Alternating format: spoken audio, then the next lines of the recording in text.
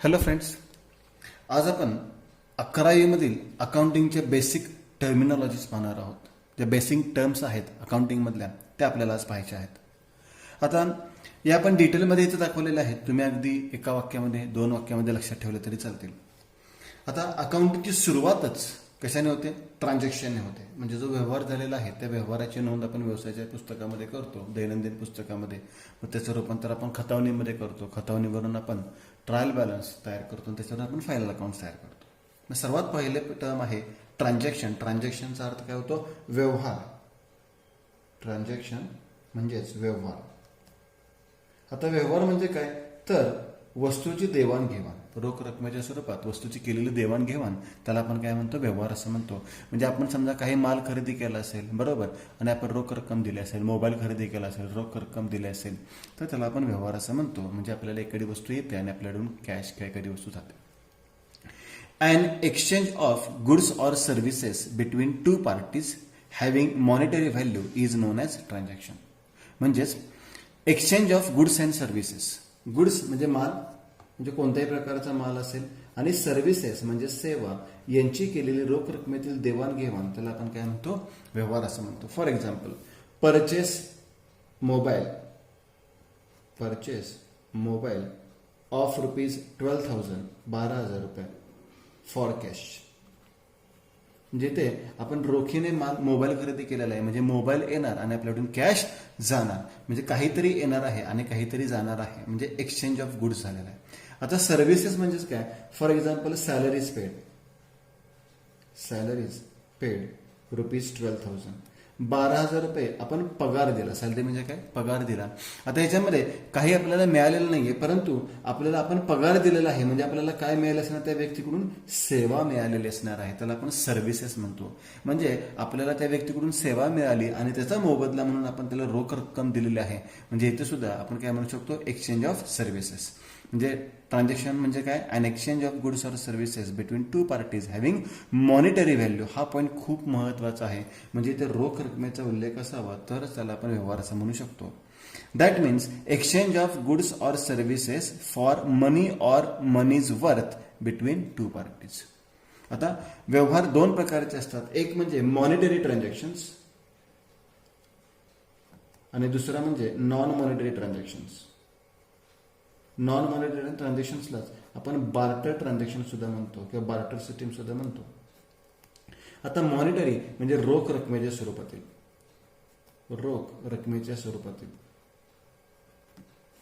म्हणजे आपण जे दैनंदिन व्यवहाराची नोंद करतो हे व्यवहार रोख रकमेच्या स्वरूपात असावेत.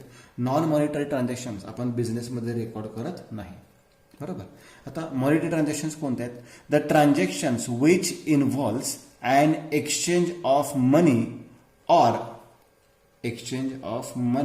or money's worth directly or indirectly. आता डिरेक्टली और इनडिरेक्टली म्हणजे काय?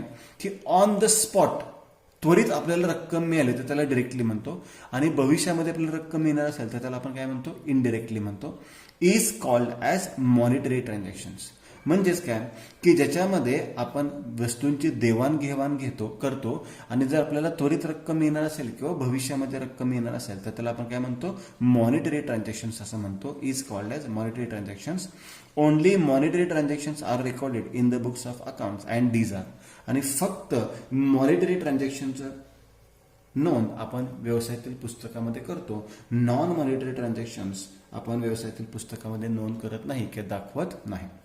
आता मॉनिटरी ट्रान्झॅक्शन्स म्हणजे कोणकोणते ट्रान्झॅक्शन असतात? तर कॅश ट्रान्झॅक्शन आणि क्रेडिट ट्रान्झॅक्शन. कॅश ट्रान्झॅक्शन म्हणजेच कोणते व्यवहार?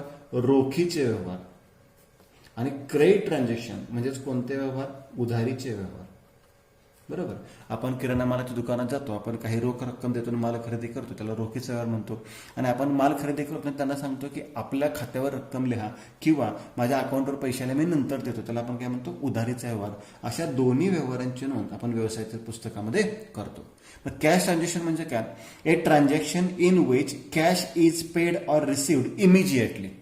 म्हणजेच ज्या व्यवहारामध्ये कॅश त्वरित दिली जाते, ऑन द स्पॉट दिली जाते, त्याला आपण काय म्हणतो? कॅश ट्रान्झॅक्शन म्हणतो, रोखीचे व्यवहार म्हणतो. ज्याच्यामध्ये आपण रोखीने माल खरेदी करतो. For example purchase goods of ₹1,000 for cash, म्हणजे माल खरेदी केला आणि लगेच आपण ₹1,000 रोख दिले तर त्याला आपण काय म्हणतो, कॅश ट्रान्झॅक्शन म्हणतो. याच्या उलट दुसरी ट्रान्झॅक्शन कोणती असते, क्रेडिट ट्रान्झॅक्शन. म्हणजे इथे आपण खरेदी विक्री करतोच, फक्त हे रोखीने होत नाही, याची नोंद आपण याची रक्कम आपण भविष्यामध्ये पेड करण्याचा प्रॉमिस करतो, त्याला आपण काय म्हणतो, credit transaction. Credit transaction a transaction in which cash is not paid or receive, म्हणजे रोख रक्कम आपण त्वरित देत नाही immediately, but it is paid or received at a later date, म्हणजे नंतरच्या तारखेला आपण त्याची रक्कम देण्याचं कबूल करतो, त्याला आपण काय म्हणतो, क्रेडिट ट्रान्झॅक्शन. क्रेडिट ट्रान्झॅक्शन म्हणजे काय, उधारीचा व्यवहार. म्हणजेच काय, ऑन द स्पॉट पेमेंट केलं असेल, ऑन द स्पॉट पेमेंट केलं असेल तर त्याला आपण काय म्हणतो, क्रेडिट ट्रान्झॅक्शन म्हणतो. आणि प्रॉमिस फॉर फ्युचर पेमेंट असंही म्हणू शकतो त्याला आपण, प्रॉमिस फॉर फ्युचर पेमेंट किंवा promise for payment in future. जर भविष्यामध्ये रक्कम देण्याचं आपण कबूल केलं असेल, मान्य केलं असेल, प्रॉमिस केलं असेल, वचन दिलं असेल तर त्याला आपण काय म्हणतो, क्रेडिट ट्रान्झॅक्शन असं म्हणतो. आता नॉन मनी ट्रान्झॅक्शन्स म्हणजे काय, बार्टर ट्रान्झॅक्शन्स त्याला आपण म्हणतो. बार्टर ट्रान्झॅक्शन म्हणजेच काय, की जेव्हा चलन अस्तित्वात नव्हतं, म्हणजे विनिमय करण्याचं साधन अस्तित्वात नव्हतं, रोख रक्कम अस्तित्वात नव्हती, तेव्हा वस्तूंची देवाणघेवाण केली जायची. वस्तूंची देवाणघेवाण त्याला आपण बार्टर ट्रान्झॅक्शन म्हणतो. म्हणजे पूर्वीच्या काळी जेव्हा चलन अस्तित्वात नव्हतं तेव्हा काय करायचं, की आपल्याकडे गहू आहे आणि आपण तो गहू दुसऱ्याला दिला आणि दुसऱ्याकडून आपण ज्वारी घेतली तर त्याला आपण काय म्हणतो, बार्टर ट्रान्झॅक्शन. किंवा आपण कपड्याच्या दुकानात गेलो, कपडे खरेदी केले आणि त्यांना त्याच्याऐवजी एखादी दुसरी वस्तू दिलेली आहे, म्हणजे शेतकरी असेल, वाणी असेल, असे वेगवेगळ्या जाती जमाती होत्या, ते एकमेकांना आपापल्या वस्तू देऊन घेऊन देवाणघेवाण करून व्यवहार करायचे, त्याला आपण काय म्हणतो, बार्टर ट्रान्झॅक्शन. वस्तूंची केलेली देवाणघेवाण त्याला आपण बार्टर ट्रान्झॅक्शन म्हणतो. आणि बार्टर ट्रान्झॅक्शनची नोंद आपण आता नॉन मॉनिटरी ट्रान्झॅक्शन म्हणतो आणि त्याची नोंद आपण व्यवसायाच्या पुस्तकात करत नाही. नॉन मॉनिटरी ट्रान्झॅक्शन म्हणजेच barter transaction, the transactions which does not involve and exchange of money. याच्यामध्ये एक्सचेंज ऑफ मनी इन्व्हॉल्व असतात, याच्यामध्ये does not involve and exchange of money or money's worth directly or indirectly is called as non monetary transaction. म्हणजे ज्या व्यवहारामध्ये रोख रक्कम येत नाही त्याला आपण नॉन मॉनिटरी ट्रान्झॅक्शन म्हणतो. And exchange of one thing against another thing is called as barter transaction. म्हणजेच एका वस्तूच्या मोबदल्यात दुसरी वस्तू देणे त्याला आपण काय म्हणतो, बार्टर ट्रान्झॅक्शन असे म्हणतो. मग हा झाला पहिला part, transaction and exchange of goods or services between two parties having monetary value. त्याच्यामध्ये दोन पार्ट असतात, कॅश ट्रान्झॅक्शन आणि क्रेडिट ट्रान्झॅक्शन. कॅश ट्रान्झॅक्शनमध्ये आपण स्पॉट पेमेंट देतो आणि क्रेडिट ट्रान्झॅक्शनमध्ये आपण प्रॉमिस करतो की आम्ही फ्युचरमध्ये तुम्हाला रक्कम देणार आहे. म्हणजे असे दोन व्यवहार आहेत, कॅश ट्रान्झॅक्शन आणि क्रेडिट ट्रान्झॅक्शन. आणि नॉन मॉनिटरी ट्रान्झॅक्शन म्हणजेच barter transaction, exchange of goods against another thing is called as barter transaction. आता याच्यानंतर हे झाले ट्रान्झॅक्शन व्यवहार. याच्यानंतर दुसरा कन्सेप्ट पाहणार आहोत, दुसरी टर्म पाहणार आहोत आपण, capital.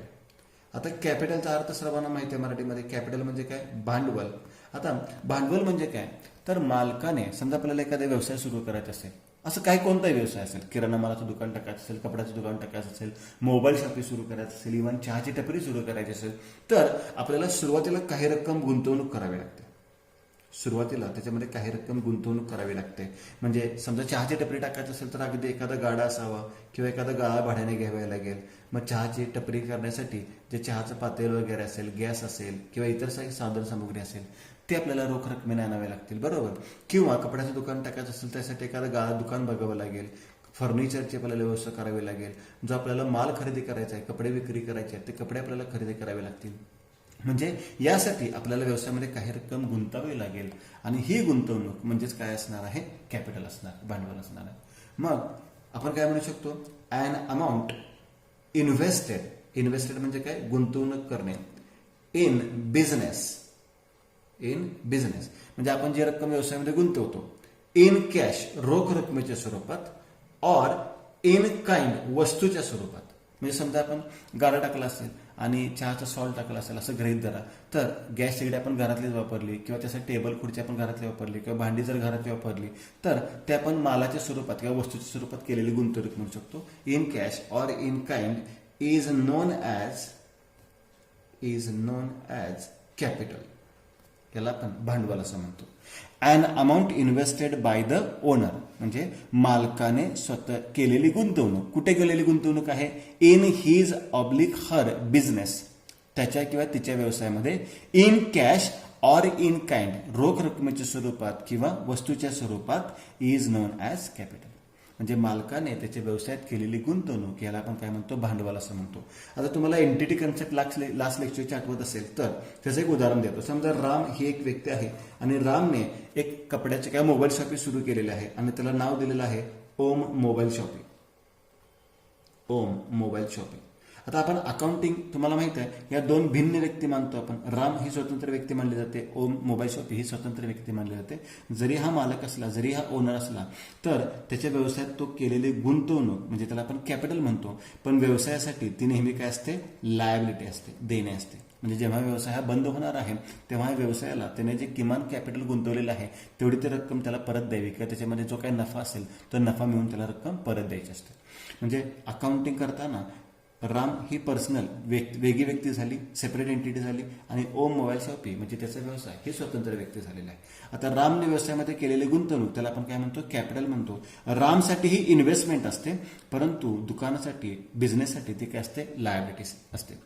The amount or funds provided by the proprietor, जी रक्कम मालक म्हणजेच प्रोप्रायटर व्यवसायाला पुरवतो, प्रोव्हाइड करतो, in the business is called as capital, त्याला आपण काय म्हणतो? भांडवल असं म्हणतो. त्याला आणखी एक डेफिनेशन आहे, an excess of assets over liabilities of the business is also known as capital or net worth. आता excess of assets over liability म्हणजे काय? तर असं एक उदाहरण घेऊया. समजा आपण दुकान सुरू करतोय, मोबाईल शॉपिंग सुरू करतोय, बरोबर. आता या मोबाईल शॉपिंगसाठी आपण मोबाईल्स खरेदी करायला लागतील आपल्याला. आपण मोबाईल आणि फर्निचर खरेदी केलेलं आहे, मोबाईल आणि फर्निचर खरेदी केलेलं आहे. आता हे मोबाईल आणि फर्निचर खरेदी करताना आपण 1,00,000 रुपये गुंतवलेले आहेत, पण यासाठी आपण आपल्या मित्राकडून 40,000 रुपये उधार घेतलेले आहेत किंवा उसने घेतलेले आहेत, कर्ज घेतलेलं आहे, बरोबर. आता मला सांगा आपण एकूण माल किती रुपयाचा आपल्या व्यवसायात आहे? 1,00,000 रुपयाचा, म्हणजे आपली ॲसेट झाली, बरोबर. आपण मित्राकडून कर्ज किती घेतलेलं आहे? 40,000 रुपये घेतलेलं आहे, म्हणजे आपली काय झाली? लायबिलिटी झाली. मग मला सांगा आपले वैयक्तिक याच्यामध्ये किती रुपये गुंतवलेले आहेत किंवा आपले स्वतःचे पैसे किती आहेत? तर ते स्वतःचे पैसे काढणे किती कसे? तर एकूण माल खरेदी केला होता 1,00,000 रुपयाचा, त्यासाठी आपण कर्ज घेतलं होतं 40,000 रुपये, म्हणजे स्वतः जवळचे आपण किती रुपये वापरलेले आहेत? 60,000 रुपये वापरलेले आहेत. त्या 60,000 रुपयाला आपण काय म्हणतो? कॅपिटल असं म्हणतो. मग कॅपिटलसाठी आपण एक इक्वेशन सुद्धा तयार करू शकतो. कॅपिटलसाठी काय इक्वेशन येतं? Capital is equal to asset minus liability. म्हणजेच आपल्याला भांडवलची रक्कम शोधून काढायचं असेल तर आपल्या ज्या ॲसेट्स आहेत त्या ॲसेट्समधून लायबिलिटीज वजा करा, तुम्हाला तुमचं भांडवल किती आहे ते नक्कीच मिळेल. आपल्याकडे एकूण मालमत्ता मोबाईल्स आणि फर्निचरची एकूण किंमत किती होती? 1,00,000 वजा आपण मित्रांकडून कर्ज किती घेतलं होतं? 40,000, म्हणजे आपली एकूण स्वतःची गुंतवणूक किती रुपये आहे? 60,000 रुपये. याला आपण काय म्हणतो? कॅपिटल. मग हेच इक्वेशन आपण उलटसुलट कसंही करू शकतो. ॲसेट इकडे घेतलं तर asset is equal to capital minus liability, असे आपण वेगवेगळे इक्वेशन्स तयार करू शकतो. ते आपण नंतर इक्वेशन्समध्ये पाहणार आहोत. म्हणजे हे एक डेफिनेशन आपल्या लक्षात ठेवता येईल. And excess of asset over liability, जेव्हा ॲसेट लायबिलिटीपेक्षा जास्त असतात ती जी एक्सेस रक्कम असते त्या एक्सेस अमाऊंटला आपण काय म्हणतो? कॅपिटल असं म्हणतो. आता याच्या उलट कॅपिटलच्या उलट काय येतं? ड्रॉइंग्स. आता मगाशी मी सांगितलं की रामने व्यवसायामध्ये रक्कम गुंतवली तर त्याला आपण कॅपिटल म्हणतो. आता समजा असं गृहीत धरा की या मोबाईल शॉपिंग म्हणजे त्याची स्वतःचीच मोबाईल शॉपिंग आहे, पण त्या मोबाईल शॉपिंगमधून त्याने स्वतःला एक मोबाईल घेतला. त्याने स्वतःला एक ॲपलचा मोबाईल घेतलेला आहे, त्या मोबाईलची किंमत 1,00,000 रुपये आहे असं गृहीत धरा. आता हा मोबाईल त्याने व्यवसायातून घेतला, आता स्वतः मालकच आहे, मग तो व्यवसायात पैसे देणार का? नाही, पण त्याने देणे गरजेचं आहे, त्याच्या आपल्याला व्यवसायाचा नफा नुकसान करणार नाही, कारण की ह्या दोन भिन्न व्यक्ती आहेत. मग अशा वेळेस तो काय करतो? तर ती रक्कम तो उचल म्हणून दाखवतो, म्हणजे व्यवसायातून मी केलेली उचल, त्यालाच आपण काय म्हणतो? ड्रॉइंग्स म्हणतो. म्हणजे मालकाने जसं व्यवसायात रक्कम गुंतवली तर त्याला कॅपिटल म्हणतो, तसंच मालकाने व्यवसायातून रक्कम घेतली तर त्याला आपण काय म्हणतो? ड्रॉइंग्स म्हणतो. म्हणजे इथे अमाऊंट इन्व्हेस्टेडच्या ऐवजी अमाऊंट विड्रॉन शब्द वापरला तर कॅपिटल ऐवजी कशाची डेफिनेशन तयार होते? ड्रॉइंगची डेफिनेशन तयार होते. मग ड्रॉइंगची डेफिनेशन काय होते?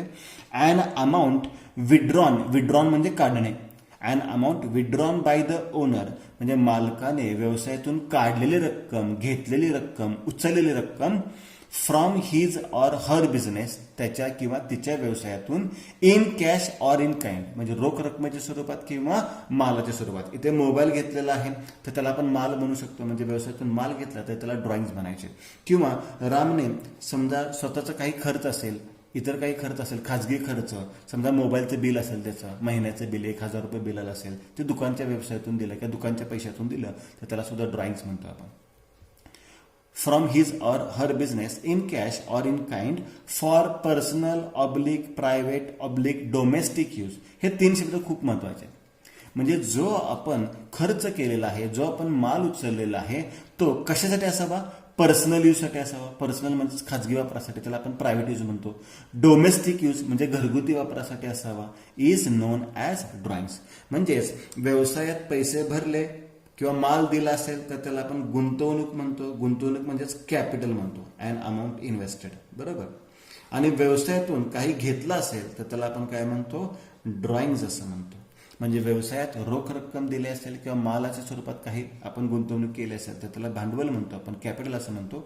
आणि व्यवसायातून माल घेतला असेल किंवा रोख रक्कम घेतला असेल, खर्चाची रक्कम घेतली असेल तर त्याला आपण काय म्हणतो? ड्रॉइंग्स असं म्हणतो.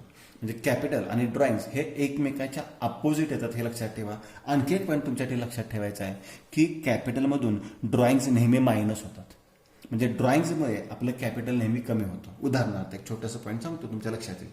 समजा आपण व्यवसायामध्ये 1,00,000 रुपये गुंतवले, बरोबर. म्हणजे आपलं भांडवल किती आहे? 1,00,000 रुपये. आणि अचानक आपल्याला एक खर्च लागलेला होता 10,000 रुपये, आणि आपल्या खिशात तर 10,000 रुपये नाहीत किंवा आपल्याकडे 10,000 रुपये शिल्लक नाहीत. आपण काय करतो की व्यवसायाच्या हिशोबातून 10,000 रुपये देतो. म्हणजे हे 1,00,000 रुपयातून आपण किती रुपये काढणार आहोत? 10,000 रुपये काढणार आहोत. म्हणजे आता आपलं भांडवल किती रुपये झालं? फक्त 90,000 रुपये झालं. म्हणजे कॅपिटलमधून ड्रॉइंग्स नेहमी काय करतात? लेस करतात. जेव्हा प्रॅक्टिकल एक्झाम्पल आपण सॉल्व्ह करणार आहोत, फायनल अकाउंट वगैरे, तेव्हा तुमच्या हा पॉईंट लक्षात येईल की कॅपिटलमधून ड्रॉइंग नेहमी काय करायचे असतात? लेस करायचे असतात. आता याच्या पुढची कन्सेप्ट आहे. याच्या पुढची कन्सेप्ट कोणते आहे? टर्म कोणते आहे? गुड्स. गुड्स, एस हा शब्द महत्वाचा आहे. नुसतं गुड लिहायचं नाही. गुड्स, गुड्स म्हणजे माल. आता माल म्हणजे काय? Any commodity, thing, article or item, काही म्हणू शकतो त्याला. विच आर परचेस म्हणजे आपण खरेदी करतो. ऑर मॅन्युफॅक्चर म्हणजे आपण तयार करतो, उत्पादन करतो, प्रोड्यूस करतो. By the business for the purpose of sale and to earn profit. म्हणजेच काय? Simple point. समजा एखादी वस्तू आपण खरेदी केली. समजा मोबाईल खरेदी केला. हा मोबाईल कशासाठी खरेदी केलेला आहे? तर तो विक्री करण्यासाठी खरेदी केलेला आहे, बरोबर. तर त्याला आपण काय म्हणणार आहोत? माल म्हणणार आहोत, गुड्स म्हणणार आहोत. म्हणजे एखादी वस्तू आपण खरेदी करतो. खरेदी करताना आपला उद्देश काय असतो? ती वस्तू आपल्याला विक्री करायची आहे. समजा 10,000 रुपयाचा मोबाईल खरेदी केला, तुम्ही 9,000ला विकणार का? नाही, कधीच नाही. कारण की आपण माल खरेदी कशासाठी करतो? विक्री करण्यासाठी. आणि विक्री नेहमी जास्त किमतीने करतो. समजा 10,000 रुपयाचा मोबाईल आपण किती रुपयाला विकणार आहोत? 12,000 रुपयाला विकणार आहोत. तर त्याला आपण काय म्हणतो? माल असं म्हणतो. मग वस्तू खरेदी केली असेल किंवा वस्तूचं उत्पादन केलं असेल, ही खरेदी किंवा उत्पादन जर विक्रीसाठी असेल आणि या विक्रीमधून आपल्याला जर नफा होणार असेल तर त्याला आपण काय म्हणणार आहोत? माल म्हणणार आहोत. तर काय सांगितलं आहे? Any commodity, thing, article, item which are purchase or manufacture by the business for the purpose of sale and to earn profit. The term goods refers to commodity or thing in which a trader trades. म्हणजे आपण ज्याच्यामध्ये व्यवहार करतो किंवा व्यापार करतो. समजा एखादा ट्रेडर आहे किंवा ट्रेडिंग कंपनी आहे. तर ट्रेडिंग कंपनी काय करते? तर एका ठिकाणून माल खरेदी करते आणि दुसऱ्या ठिकाणी मालाची काय करते? विक्री करते. म्हणजे खरेदी विक्री करते. ही खरेदी विक्री ज्या वस्तूमध्ये करते त्या वस्तूला आपण काय म्हणतो? माल असे म्हणतो. पुढे काय सांगितलेलं आहे? In short, an item or commodity purchase by business for sale and to earn profit. म्हणजे एखादी वस्तू आपण खरेदी करतो. कशासाठी खरेदी करतो? विक्री करण्याकरता. आणि त्या विक्रीमधून आपण नफा मिळवतो. त्याला आपण काय म्हणतो? माल म्हणतो. आता गुड्स आणि असेट याच्यामध्ये बऱ्याच मुलांचं कन्फ्युजन होतं. कारण की बेसिक टर्म्स आहेत. 11वीचे मुलं आहेत बऱ्यापैकी. तर 11वीच्या मुलांना पटकन सगळ्या टर्म्स लक्षात येत नाही. त्यांना बेसिक काय पार्ट झालेलं नाही आहे. तर गुड्स आणि ॲसेटमध्ये बऱ्याच मुलांचं कन्फ्युजन होतं. ते कन्फ्युजन थोडंसं मी क्लिअर करतो. आता माल आणि मालमत्ता याच्यामध्ये काय कन्फ्युजन आहे ते एकदा क्लिअर करतो. तुमचा हा पॉईंट लक्षात येईल. ॲसेटची टर्म आपण नंतर घेणारच आहोत, पण त्याच्यावर हा पॉईंट मी क्लिअर करतो. समजा मी आता तुम्हाला मोबाईल शॉपीचं उदाहरण दिलं होतं म्हणून मी इथं मोबाईल घेतो. ठीक आहे, तुमच्याकडे एक मोबाईल आहे. आणि हा मोबाईल 50,000 रुपयाचा आहे. आता हा मोबाईल तुमच्यासाठी माल आहे का मालमत्ता आहे? तर दोन्ही आहे. दोन्ही पॉईंट मी क्लिअर करतो.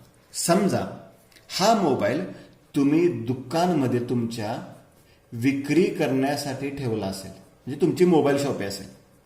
हा मोबाईल तुम्ही दुकानमध्ये तुमच्या विक्री करण्यासाठी ठेवला असेल तर तुमच्यासाठी हा काय झालेला आहे? गुड्स झालेला आहे. कारण की तुम्ही काय स्वतः वापरणार नाहीये, तुम्ही हा विक्री करणार, त्यातून नफा मिळवणार आहे. परंतु आता दुसरं एक उदाहरण देतो. समजा हा मोबाईल तुम्ही स्वतःच्या वापरासाठी घेतलेला आहे, म्हणजे हा विकणार नाहीये तुम्ही, त्या दुकानच्या वापरासाठी घेतलेला आहे. बरोबर की दुकानमध्ये तुमच्या मोबाईल पाहिजेच की त्याच्यावर फोन येणार, बरोबर, ऑर्डर येणार, आपण ऑर्डर प्लेस करणार, बरोबर. म्हणजे हा तुम्ही स्वतः वापरासाठी घेतला असेल, दुकानच्या वापरासाठी घेतला असेल, स्वतः दुकान वापरासाठी घेतला असेल, म्हणजे हा विकणार आहे का तुम्ही? नाही. तर ही व्यवसायाची काय झालेली आहे? ॲसेट झालेली आहे. म्हणजे थोडक्यात असं लक्षात ठेवा की जर तुम्ही एखादी मालमत्ता एखादी वस्तू स्वतःच्या वापरासाठी घेतली असेल तर त्याला काय म्हणायचं? ॲसेट. आणि ती विक्री करण्यासाठी घेतलं असेल तर त्याला काय म्हणायचं आहे? गुड्स. अजून एक उदाहरण देतो. समजा एक कार घेतली तुम्ही 5 लाख रुपयाची. आता तुमचं कारचं शोरूम असेल की तुम्ही अनेक कार घेता आणि ते विक्री करता, तर तुमच्यासाठी ते काय झालेले आहे? गुड्स झालेले आहे. पण तुमचं कारचं शोरूम नाही आहे, काही नाही, तुम्ही एक सर्व्हिसमॅन आहात की तुम्ही कुठेतरी जॉबला जाताय, बरोबर, आणि तुम्ही एक कार घेतलेली आहे स्वतःच्या वापरासाठी, तर तुमच्यासाठी हे काय झालेले आहे? ॲसेट झालेले आहे. म्हणजे गुड्स आणि ॲसेटमधला फरक हा तुम्ही व्यवस्थित लक्षात ठेवायचा आहे. ॲसेटची टर्म आपण नंतर पाहणारच आहोत. आता प्रॉफिट म्हणजे काय? तर प्रॉफिट मी तुम्हाला 2 गोष्टी सांगू शकतो. प्रॉफिट म्हणजे मराठीमध्ये काय म्हणतो त्याला आपण? नफा. आता नफा कसा काढतो? आपल्या उत्पन्नामधून आपला खर्च वजा केला की आपल्याला नफा मिळतो, बरोबर. उत्पन्न समजा 1 लाख रुपये असेल आणि खर्च समजा 20,000 रुपये असेल तर आपला नफा किती झाला? 80,000 रुपये नफा झाला. किंवा दुसरा एक पॉईंट सांगतो. जर विक्री किंमत ही खरेदी किमतीपेक्षा जास्त असेल किंवा मूळ किमतीपेक्षा जास्त असेल तर नफा बनतो. म्हणजे समजा 10,000 रुपयाला मोबाईल विकला आणि आपण तो खरेदी केला होता 7,000 रुपयाला, म्हणजे आपल्याला नफा किती रुपये झालेला आहे? 3,000 रुपये झालेला आहे. म्हणजेच काय की उत्पन्न खर्चापेक्षा जास्त असेल किंवा विक्री किंमत खरेदी किमतीपेक्षा किंवा मूळ किमतीपेक्षा जास्त असेल तर शिल्लक रकमेला आपण काय म्हणतो? नफा म्हणतो. मग प्रॉफिटची डेफिनेशन काय? ॲन एक्सेस ऑफ इन्कम, म्हणजे उत्पन्न जास्त, एक्सेस म्हणजे जास्त असणे. An excess of income over expenditure is known as profit. म्हणजे जेव्हा नफा किंवा उत्पन्न हे खर्चापेक्षा जास्त असतं तेव्हा त्याला आपण काय म्हणतो? प्रॉफिट म्हणजे नफा म्हणतो. किंवा when selling price of goods, म्हणजे विक्री किंमत is more than the cost price किंवा परचेस प्राइस म्हटलं तरी चालेल. म्हणजे मूळ किमतीपेक्षा किंवा खरेदी किमतीपेक्षा विक्री किंमत जेव्हा जास्त असते इट इज ए प्रॉफिट, तेव्हा त्याला आपण काय म्हणतो? नफा असं म्हणतो. Profit increases the capital of the business किंवा ॲड इन कॅपिटल. हा एक पॉईंट खूप महत्वाचा. जसं मगाशी सांगितलं कॅपिटलमधून ड्रॉइंग आपण लेस करतो, तसं आपल्या व्यवसायाला नफा झाला तर आपलं भांडवल काय होत जाणार आहे? वाढत जाणार आहे. समजा असं गरज जरा की आपण व्यवसायामध्ये 1 लाख रुपये गुंतवले आणि 10 वर्षानंतर आपलं भांडवल 1 लाख राहणार आहे का? नाही. हे भांडवल आपलं काय होणार आहे? वाढणार आहे. का वाढणार आहे? तर व्यवसायामध्ये आपल्याला प्रत्येक वर्षी जो नफा होतो तो नफा आपण त्याच्यामध्ये काय करत जातो? ॲड करत जातो आणि आपलं भांडवलाची रक्कम नेहमी काय होत जाते? इन्क्रीज होत जाते. म्हणजेच काय की नफ्यामुळे आपलं भांडवल हे नेहमी काय होतं? वाढतं आणि तसंच नुकसानीमुळे आपलं भांडवल काय होतं? नेहमी कमी होतं. त्यामुळे जे प्रॉफिट असेल तर तो प्रॉफिट नेहमी कॅपिटलमध्ये काय करतात? ॲड करतात आणि लॉस असेल तर ते कॅपिटलमधून काय करतात? लेस करतात. आता प्रॉफिट नंतर पुढची आपण टर्म पाहणार आहोत लॉस.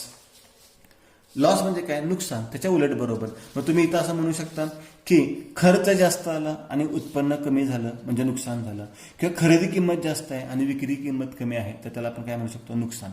असंही होऊ शकतं. समजा असं गृहीत धरा की आपण एक मोबाईल खरेदी केला होता 10,000 रुपयाला, बरोबर, आणि हा कोणी खरेदी केलाच नाही, मार्केटमध्ये तो आउट ऑफ डेट झालेला आहे, म्हणजे त्याचा काय वापर आहे, त्याच्याशी ॲडव्हान्स मोबाईल, आणखी चांगल्या प्रतीचे मोबाईल जर त्याचे कमी किमतीला आले असतील तर हा मोबाईल कोणीच आपल्याकडून खरेदी करत नाही. मग 1-2 वर्ष आपल्याकडे तो पडून राहिलेला आहे आणि आता त्याची मागणी सुद्धा नाही आहे. मग अशा वेळेस काय करतो आपण? हा मोबाईल डिस्काउंटमध्ये विकतो किंवा कमी किमतीला विकतो. मग हा मोबाईल आपण 7,000 रुपयाला विकला तर खरेदी किमतीपेक्षा कमी किमतीला मोबाईल विकला म्हणजे आपला काय झालेला आहे? इथे लॉस झालेला आहे.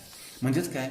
अँड एक्सेस ऑफ एक्सपेंडिचर म्हणजे खर्च जेव्हा जास्त असतात कशापेक्षा इन्कमपेक्षा. उलट डेफिनेशन आहे प्रॉफिटमध्ये काय म्हणतो excess of income over expenditure. इथं काय म्हणायचं आहे excess of expenditure over income is known as loss. किंवा when cost price of goods is more than its selling price जेव्हा मूळ किंमत किंवा खरेदी किंमत विक्री किमतीपेक्षा जास्त असते इट इज ए लॉस. त्याला लॉस म्हणतो. आणि मगाशी सांगितल्याप्रमाणे loss decreases the capital of the business. लॉसमुळे नुकसानीमुळे आपलं भांडवल आहे व्यवसायातलं ते काय होतं कमी होतं. त्यामुळे लॉस नेहमी काय करतो लेस फ्रॉम कॅपिटल म्हणजे भांडवलामधून काय करतो आपण लेस करतो.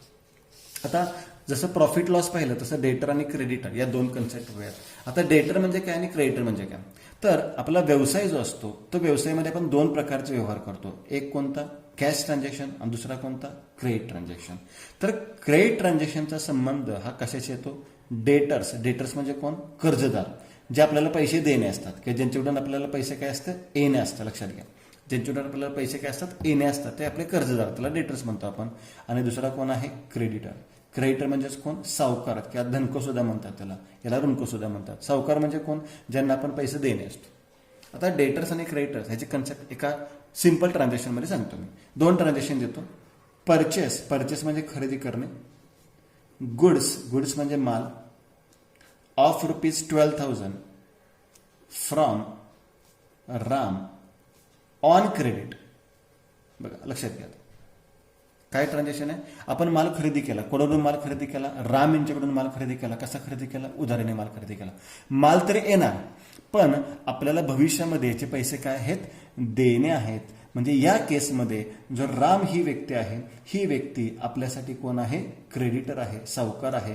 कारण की भविष्यामध्ये आपण यांना रक्कम काय आहे देणे आहे. माल तर येणार बरोबर पण तो रक्कम द्यावी लागणार म्हणजे भविष्यामध्ये यांना आपल्याला रक्कम द्यायची आहे म्हणजे ते आपले कोण झाले क्रेडिटर झाले.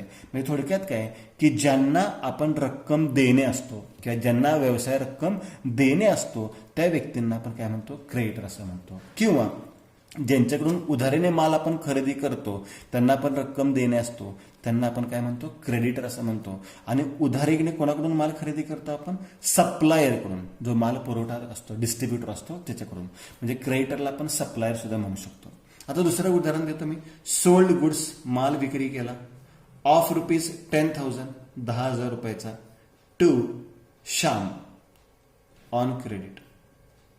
म्हणजेच काय की श्याम यांना आपण उधारीने माल विकला म्हणजे माल तर जाणार आपल्याकडून पण भविष्यामध्ये श्यामकडून आपणास रक्कम काय आहे येणे आहे.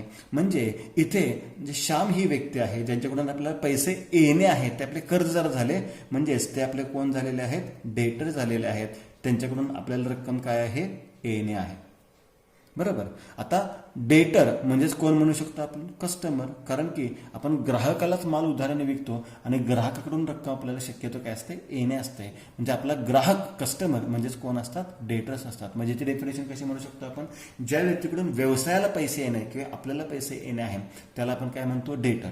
ज्यांना आपण देणे आहेत ते आपले क्रेडिटर. ज्यांच्याकडून आपल्याला पैसे येणे आहेत ते कोण झाले आपले डेटर झाले. तर पाहूयात आता डेटर आणि क्रेडिटरचे ट्रान्झॅक्शन काय डेफिनेशन काय आहेत किंवा टर्म काय आहेत. ए पर्सन हु ओज म्हणजे देणे असणे हा शब्द माहिती असावा. तुम्हाला शब्दांचे अर्थ माहिती असतील तरच तुम्हाला या टर्म्स लक्षात येणार आहेत. तर तुम्हाला पाठीमागच्या लेक्चरचे कन्सेप्ट लक्षात येतील. त्यामुळे शब्दांचे अर्थ नीटसे तुम्हाला माहिती असावे. ते फर्स्ट लेक्चरला आपण दाखवलेलं आहे. ए पर्सन जी व्यक्ती हु ओज मनी ओ म्हणजे देणे असणे मनी म्हणजे रक्कम टू द बिझनेस म्हणजे जी व्यक्ती व्यवसायाला पैसे देणे असते त्याला आपण काय म्हणतो डेटर. बघा याच्यामध्ये तुमच्या लक्षात येईल. आता इथे आपण माल विकला होता श्यामला. श्यामकडून येणं आहे म्हणजे श्याम आपल्याला देणं आहे म्हणजे श्याम कोण झालेला आहे डेटर. त्यालाच आपण काय म्हणतो कस्टमर सुद्धा म्हणतो. Is known as debtor. A person who has to pay म्हणजे ज्याला रक्कम द्यायची आहे टू द बिझनेस म्हणजे जो व्यवसायाला रक्कम देणे असतो त्याला आपण डेटर असे म्हणतो. For getting goods or services on credit generally our customer is our debtor. म्हणजे आपला जो ग्राहक असतो तोच आपला कोण असतो कर्जदार असतो त्याच्याकडून आपल्याला पैसे येणे असते. आता असं होतं बऱ्याच वेळा तुम्हाला अनुभव आला असेल की नाही माहित नाही. समजा एक किराणा मालाचं दुकान आहे तुमचं. किराणा मालाचं दुकान आहे आणि आपण उधारीने माल विक्री करतो. तर बऱ्याच वेळा असं होतं की आपल्याला काही व्यक्ती हे पैसे देतच नाही त्याला आपण पैसे बुडवणे म्हणतो. म्हणजे ते लोक पैसे बुडवतात आणि जातात. काही सर्व्हिसमॅन असतात. समजा एखादा आपल्या शेजारी एक सर्व्हिसवाला असेल की ए ही व्यक्ती आलेली आहे आणि ती व्यक्ती काही दिवसासाठी आपल्याकडे होती आणि कळत न कळत त्यांच्याकडून आपल्याला 1,000 रुपये येणे होते, त्यांच्या लक्षात नसेल कदाचित, आणि ती व्यक्ती दुसऱ्या ठिकाणी नोकरीसाठी गेली आणि त्याच्यावर आता पैसे आपल्याला कधीच मिळणार नाहीत. म्हणजे ही जी रक्कम आपल्याला कधीच मिळत नाही, जी रक्कम आपल्याला बुडते व्यवसायातून, त्याला आपण काय म्हणतो, बॅड डेब्ट्स असं म्हणतो. बॅड डेब्ट्स म्हणजे काय, बुडीत रक्कम किंवा बुडीत निधी. बरोबर, म्हणजेच काय, bad debts and amount irrecoverable. Irrecoverable म्हणजे भविष्यात कधीच मिळणार नाही आपल्याला. From the debtor or customer is known as bad debts. It is a revenue loss to the business. सातत्याने असे व्यवहार होत असतात. असे बरेचसे लोक असतात की ज्यांच्यावर आपल्याला पैसे कधीच मिळत नाहीत, त्यामुळे त्याला रेव्हेन्यू म्हणतो आपण. आणि पैसे मिळत नाहीत, पैसे बुडले म्हणजे आपला काय झालेला आहे, लॉस झालेला आहे. आणि असे लॉस आपल्या व्यवसायामध्ये सातत्याने होत असतात. त्यामुळे बॅड डेब्ट्सला आपण काय म्हणतो, रेव्हेन्यू लॉस असं म्हणतो. म्हणजे जी रक्कम आपल्याला कर्जदाराकडून मिळत नाही त्याला आपण काय म्हणतो, बॅड डेब्ट्स, बुडीत रक्कम असे म्हणतो किंवा बुडीत निधी असं म्हणतो. आता क्रेडिटरची डेफिनेशन सांगितली की ज्यांना आपण रक्कम देणे किंवा व्यवसाय रक्कम देणे आहे त्याला आपण क्रेडिटर म्हणतो. A person to whom business owes the money. म्हणजे ज्या व्यक्तीला आपला व्यवसाय किंवा आपण रक्कम देणे आहे, ओज म्हणजे देणे असणे, the money is known as creditor. म्हणजे ज्यांच्याकडून रक्कम जे आपल्याला देणे आहेत ते डेटर आणि ज्यांना आपण देणे आहे ते आपले काय आहेत, क्रेडिटर आहेत. A person to whom business has to pay for getting goods or services on credit. याच्या उलट डेफिनेशन लिहिलेलं आहे, त्यामुळे तुम्हाला लक्षात ठेवण्यासाठी किंवा लिहिण्यासाठी सहज सोप्या जातील. की ज्यांना आपण रक्कम देणे आहे, कशासाठी, माल घेतला असेल की त्याच्याकडून किंवा त्यांची सेवा घेतली असेल आणि त्यांना आपण रक्कम देणे असेल तर त्यांना आपण काय म्हणतो, क्रेडिट असं म्हणतो. जनरली आवर सप्लायर, ज्याच्याकडून आपण उधारीने माल खरेदी करतो, आवर सप्लायर इज आवर क्रेडिटर.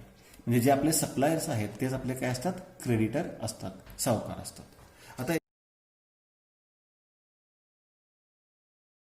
आता याच्यानंतर पुढचा पॉईंट आहे डिस्काउंट. आता डिस्काउंट हा पॉईंट सर्वांना जवळपास मला वाटतं माहितीच आहे. डिस्काउंट म्हणजे काय, सूट. बऱ्याच ठिकाणी लिहिलेलं असं बघा, 40% डिस्काउंट, 50% डिस्काउंट. आता वेगवेगळ्या वेबसाईट्स आहेत, ऑनलाईन शॉपिंग करतो आपण किंवा ऑफलाईन शॉपिंग करत असेल, दुकानच्या बाहेर बोर्ड लावलेले असतात 50% डिस्काउंट वगैरे. डिस्काउंट म्हणजे काय, तर सूट. म्हणजेच काय की त्याची किंमत समजा 1,000 रुपये असेल आणि त्याच्यावर 50% सूट असेल तर ती वस्तू आपल्याला किती रुपयाला मिळते, 500 रुपयाला मिळते. याला आपण डिस्काउंट म्हणतो किंवा सूट म्हणतो. एनी कन्सेशन म्हणजे कुठलीही वजावट, सूट म्हणतो किंवा त्याला आपण डिडक्शन म्हणू शकतो. बेनिफिट म्हणजे आपल्याला फायदा होतो, कारण की 1,000 रुपयाची वस्तू 500 रुपयाला मिळते आपल्याला. Allowance given by seller. Seller म्हणजे कोण, विक्रेता. सेलर म्हणजे कोण, विक्रेता. To buyer. बायर म्हणजे खरेदीदार. बायर म्हणजे कोण, खरेदीदार. म्हणजे आपण समजा दुकानात गेलो आणि 1,000 रुपयाची वस्तू आपल्याला 500 रुपयाला मिळाली, बरोबर. आपण खरेदीदार आहे, देणारा विक्रेता आहे, म्हणजे आपल्याला इथे 50% काय मिळालेलं आहे, सूट मिळालेलं आहे. 500 रुपये काय मिळालेलं आहे, सूट मिळालेलं आहे. ऑर क्रेडिटर टू डेटर. क्रेडिटर म्हणजे कोण, सावकार. ज्याला पैसे सगळेजण देणे असतात. आणि डेटर म्हणजे कोण, कर्जदार. समजा कर्जदाराने सावकाराकडून 10,000 रुपये कर्ज घेतलं. मग सावकार काय म्हणाला की ठीक आहे, आता तुला तेवढी रक्कम शक्य नाही, तू काम कर, मला फक्त 9,000 रुपये दे, मी तुझे अकाउंट बंद करून टाकतो. म्हणजे सावकाराने कर्जदाराला किती रुपये माफ केलेले आहेत, 1,000 रुपये माफ केलेले आहेत. म्हणजे 1,000 रुपये त्याने काय दिलेलं आहे, डिस्काउंट दिलेला आहे, बरोबर. म्हणजे मिळणाऱ्या रकमेतून आपण काही जर रक्कम वजा करत असो किंवा माल विक्री केल्यानंतर त्यातून आपण काही रक्कम जर वजा करत असो तर त्याला आपण काय म्हणतो, सूट असं म्हणतो, डिस्काउंट असं म्हणतो. आता डिस्काउंट सुद्धा 2 प्रकारचे आहेत, एक ट्रेड डिस्काउंट आणि एक कॅश डिस्काउंट. आता ट्रेड डिस्काउंट आणि कॅश डिस्काउंट ह्याला काय म्हणतात, तर ट्रेड डिस्काउंट म्हणजे व्यापारी सूट. ट्रेड डिस्काउंट म्हणजे याला काय म्हणतात, व्यापारी सूट. आणि कॅश डिस्काउंट त्याला रोख सूट म्हणतात. कॅश डिस्काउंट म्हणजे रोख सूट.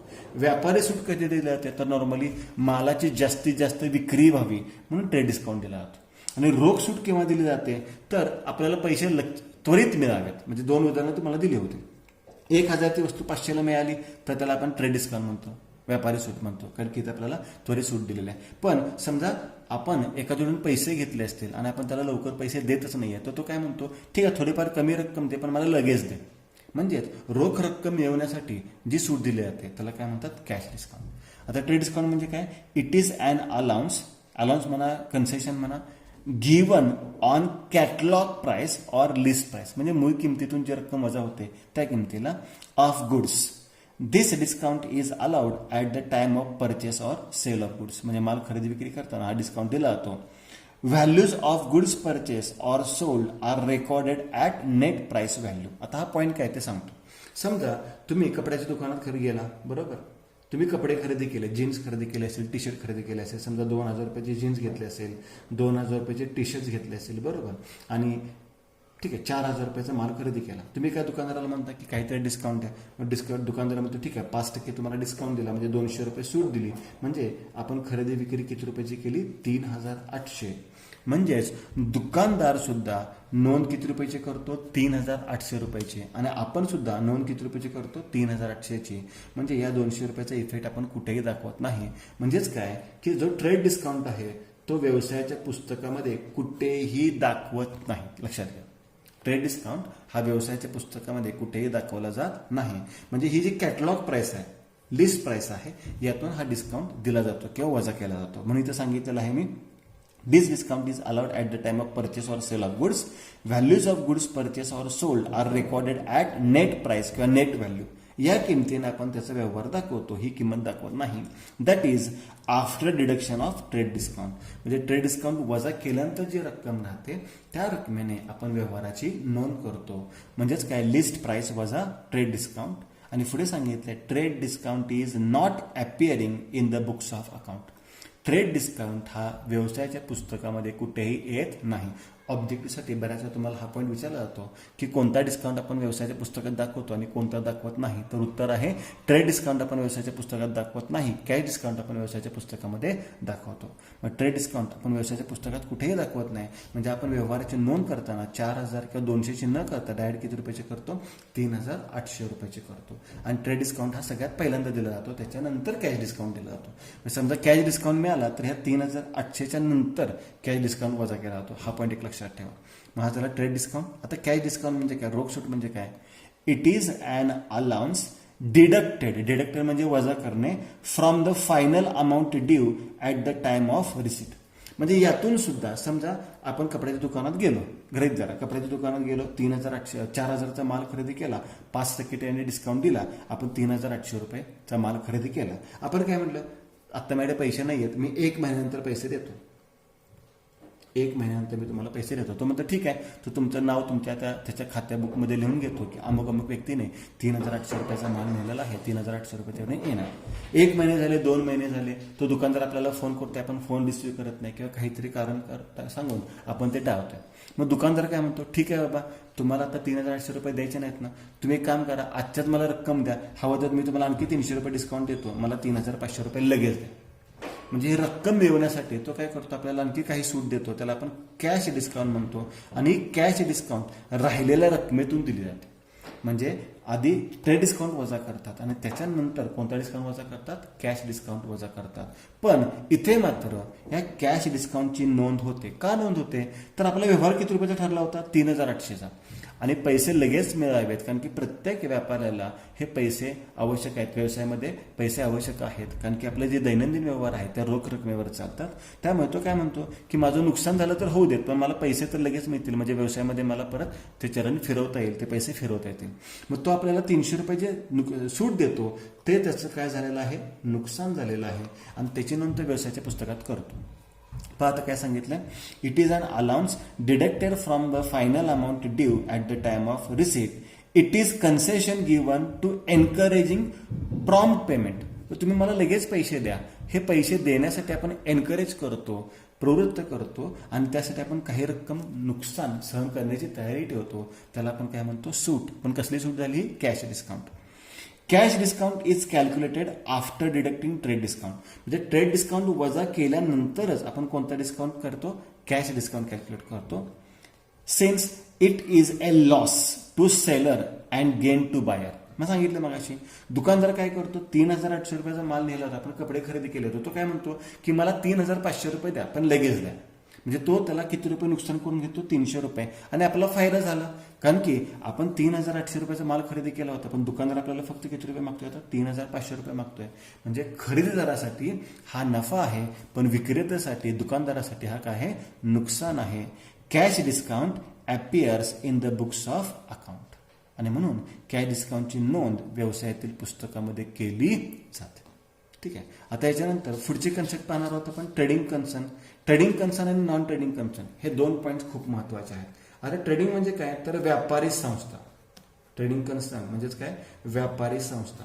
आता माहिती आहे आपल्याला की शक्यतो जेवढे दुकानदार आहेत की आपण जर एखादी दुकान सुरू करत असो तर आपला मुख्य उद्देश काय असतो, तर आपला मुख्य उद्देश हा नेहमी काय असतो, जास्तीत जास्त नफा मिळवणे.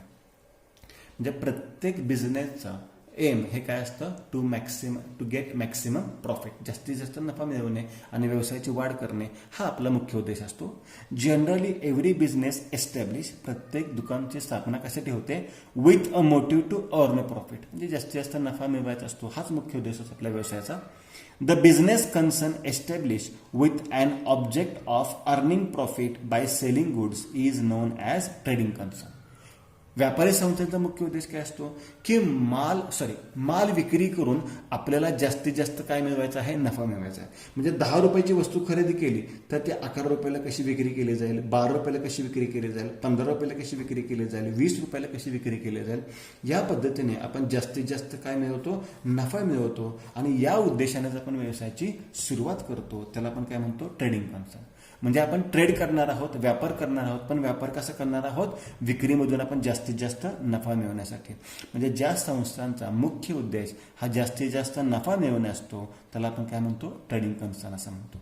It is also known as commercial organisation or profit making organisation. म्हणून याला कमर्शियल किंवा प्रॉफिट मेकिंग ऑर्गनायझेशन, नफा मिळवण्या संस्था असं सुद्धा म्हणतात. हे झाले ट्रेडिंग कन्सर्न. आता याच्या उलट नॉन ट्रेडिंग कन्सर्न आहे. याच्या उलट काय आहे, नॉन ट्रेडिंग कन्सर्न. आता नॉन ट्रेडिंग कन्सर्न म्हणजे काय की ज्यांचा मुख्य उद्देश हा नफा मिळवणे नसतो त्याला आपण सेवाभावी संस्था म्हणतो. नॉन ट्रेडिंग म्हणजेच काय, नॉट फॉर प्रॉफिट कन्सर्न सुद्धा म्हणतात, त्याला सेवाभावी संस्था असं सुद्धा म्हणतात. म्हणजे ज्यांचा मुख्य उद्देश हा नफा मिळवणे नसतो तर काय असतो, सेवा पुरवणे असतो, त्याला आपण नॉन ट्रेडिंग कन्सर्न असं म्हणतो. बघा, non trading concern it is also known as not for profit concern. Not for profit concern हा शब्द चुकला इथे, not for profit concern. It is the concern establish not to earn profit. यांचा मुख्य उद्देश हा नफा मिळवणे नसतोच, बट टू रेंडर सर्व्हिसेस, जास्तीत जास्त सेवा पुरवणे. रेंडर म्हणजे पुरवणे, सर्व्हिसेस म्हणजे सेवा. It is an organisation not establish for making profit. या ज्या संस्था असतात या प्रॉफिट मिळवण्याच्या उद्देशाने सुरू झालेल्या नसतात, but for rendering services to the society. म्हणजे ज्या सोसायटीला जास्तीत जास्त सेवा पुरवता येतील, लोकांना जास्तीत जास्त सेवा पुरवता येतील अशा उद्देशाने जे व्यवसाय सुरू होतात, ज्या संस्था सुरू होतात त्याला आपण काय म्हणतो, नॉन ट्रेडिंग कन्सर्न, किंवा त्याला आपण काय म्हणतो, नॉट फॉर प्रॉफिट कन्सर्न. म्हणजे ज्या संस्थांचा मुख्य उद्देश नफा मिळवणे नसून सेवा पुरवणे असतो त्यांना आपण सेवाभावी संस्था किंवा नॉन ट्रेडिंग कन्सर्न असं म्हणतात. आता ट्रेडिंग कन्सर्न म्हणजे सगळेच व्यवसाय म्हणू शकतो आपण. नॉन ट्रेडिंग कन्सर्न मध्ये कोणकोणते येणार, स्कूल्स येणार, बरोबर, कॉलेजेस येणार, किंवा चॅरिटेबल हॉस्पिटल्स येतील, स्पोर्ट्स क्लब येतील. म्हणजे यांचा मुख्य उद्देश हा नफा मिळवणे नसतो तर सेवा पुरवणे असतो, त्याला आपण नॉन ट्रेडिंग कन्सर्न म्हणतो. आता ट्रेडिंग कन्सर्न असेल तर त्यांच्यामध्ये ट्रेडिंग अकाउंट तयार केला जातो, प्रॉफिट अँड लॉस अकाउंट तयार केला जातो, बॅलन्स शीट तयार केली जाते. पण नॉन ट्रेडिंग कन्सर्नमध्ये trading account, profit and loss तयार होत नाही, तर त्याच्यामध्ये रिसिट अँड पेमेंट अकाउंट तयार होतो, इन्कम अँड एक्सपेंडिचर अकाउंट तयार होतो किंवा बॅलन्स शीट तयार होतो. इथं तुमच्या नावात लक्षात येईल प्रॉफिट अँड लॉस अकाउंट म्हणजेच काय, नफा किंवा नुकसान, म्हणजे कोणती कन्सर्न झाली, ट्रेडिंग कन्सर्न. इथं काय म्हणतोय आपण, इन्कम अँड एक्सपेंडिचर अकाउंट, खर्च किंवा उत्पन्न. रिसिट अँड पेमेंट म्हणजे आलेले पैसे आणि गेलेले पैसे, म्हणजे कोणती कन्सर्न झाली, नॉन ट्रेडिंग कन्सर्न. हा एक पॉईंट लक्षात. आता गुडविल पाहूयात. Goodwill is nothing but the reputation of the business express in terms of money. Goodwill म्हणजेच काय, नावलौकिक, म्हणजे it is an intangible asset. Goodwill हे डोळ्याला न दिसणारी मालमत्ता आहे. Goodwill is nothing but the reputation of the business, म्हणजे आपल्या व्यवसायाचे जे नावलौकिक आपण कमवलेलं आहे. Express in terms of money, जे आपण रोख रकमेच्या स्वरूपात दर्शवतो त्याला आपण काय म्हणतो, नावलौकिक. आणि ही कसली मालमत्ता आहे, अदृश्य स्वरूपाची मालमत्ता आहे, इनटँजिबल ॲसेट, डोळ्याला दिसत नाही. फॉर एक्झाम्पल बिल्डिंग आपल्याला डोळ्याने दिसते, मशिनरी असेल, फर्निचर असेल, बरोबर. पण तो नावलौकिक हे आपल्याला डोळ्याला न दिसणारी म्हणजे अदृश्य स्वरूपाची मालमत्ता आहे. आणि ही मालमत्ता नॉर्मली आपल्या प्रॉफिटवर कॅल्क्युलेट केली जाते. Goodwill is calculated on the basis of past years profit, म्हणजे जेवढा आपला पास्ट इयरचा प्रॉफिट मागील वर्षाचा त्याच्या आधीचा प्रॉफिट जास्त असेल तेवढा आपल्या गुडविलची रक्कम काय असते, जास्त असते. आता गुडविल म्हणजेच काय, नॉर्मल असं लक्षात घ्या. समजा आता मोठमोठ्या कंपन्या आहेत ज्यांचं मार्केटमध्ये नाव तयार झालेलं आहे आणि ते जर नाव आपल्याला वापरायचं असेल तर त्यांना आपण काहीतरी रक्कम द्यावी लागते, मानधन द्यावे लागते, रक्कम मोजावी लागते, त्याला आपण काय म्हणतो, गुडविल असं म्हणतो. म्हणजेच एखाद्या आपल्याला फ्रँचायझी घ्यायची असेल किंवा एखाद्या आपल्याला व्यवसाय सुरू करायचा असेल आणि दुसऱ्या जर संस्थेचं किंवा कंपनीचं नाव वापरायचं असेल तर ते नाव वापरण्यासाठी आपल्याला त्यांना काही रक्कम द्यावी लागते, त्याला आपण काय म्हणतो, गुडविल असं म्हणतो. आता सॉल्व्हंट आणि इनसॉल्व्हंट म्हणजे काय, तर इनसॉल्व्हंट हा शब्द सर्वांना माहिती असेल कदाचित. इनसॉल्व्हंट म्हणजे दिवाळखोर व्यक्ती, म्हणजे जे आपली स्वतःची संपूर्ण रक्कम देऊ शकत नाही किंवा ज्याचे कर्ज जास्त झालेले असतात म्हणतो आपण, त्याला आपण दिवाळखोर व्यक्ती म्हणतो. मग सॉल्व्हंट कोणाला म्हणणार आपण, तर जो स्वतःची सर्व देणी देऊ शकतो, त्याला साऊंड पर्सन म्हणतो आपण, फायनान्शियल साऊंड म्हणतो. म्हणजे याची आर्थिक परिस्थिती चांगली असते आणि याची आर्थिक परिस्थिती बिकट असते, म्हणजे याचे कर्ज जास्त झालेले असतात आणि मालमत्ता कमी असते, आणि याची मालमत्ता जास्त असते आणि कर्ज जेमतेम असतात, म्हणजे कर्जाची रक्कम तो संपूर्ण देऊ शकतो. Solvent, a person whose assets are more than his liabilities, म्हणजे ज्या व्यक्तीच्या मालमत्ता या जास्त असतात, म्हणजे मालमत्ता समजा 10 लाख रुपयाच्या आहेत आणि कर्ज फक्त 2 लाख रुपये आहे, म्हणजे हे सहज ते कर्ज फेडू शकतो, त्याला आपण काय म्हणतो, सॉल्व्हंट असं म्हणतो. A person whose assets are more than his liabilities he is called as a solvent person. बरोबर. Solvent person is financial sound and is in a position to pay off all his debts in full म्हटलं तरी चालेल, म्हणजे हा आर्थिकदृष्ट्या सक्षम असतो आणि हा सर्व आपल्या कर्जाची रक्कम परतफेड करू शकतो, त्याला आपण काय म्हणतो, सॉल्व्हंट असं म्हणतो. ज्याची कर्ज आणि मालमत्ता याच्यामध्ये मालमत्ता जास्त असते कर्जापेक्षा. आता इनसॉल्व्हंट बरोबर याच्या उलट येतं.